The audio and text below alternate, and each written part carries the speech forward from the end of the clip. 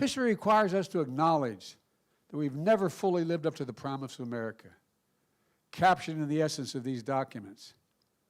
But our aspiration is to be a more perfect union, ensure that we never fully walked away from it either.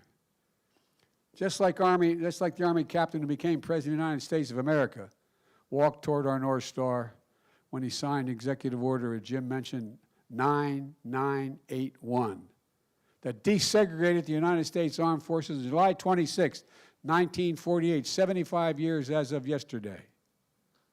Harry Truman, born in Missouri, to a family and community that embraced the Confederate sympathies. But savage violence and venom toward black veterans and the power of the Civil Rights Movement changed his mind and his heart.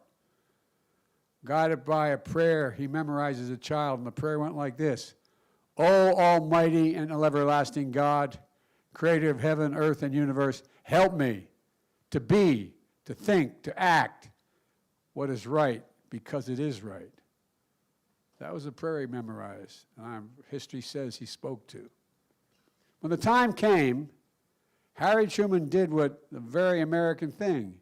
He rose to the occasion, and he chose to do right.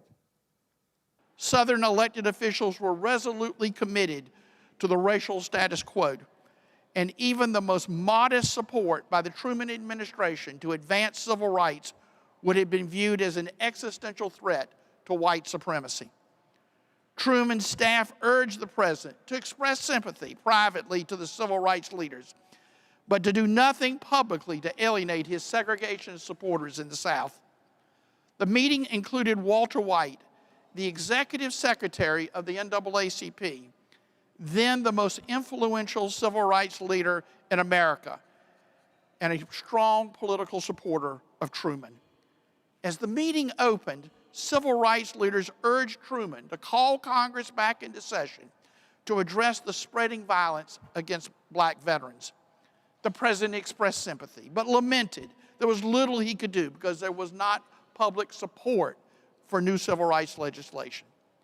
It was apparent to Walter White that the president did not appreciate the gravity of the situation.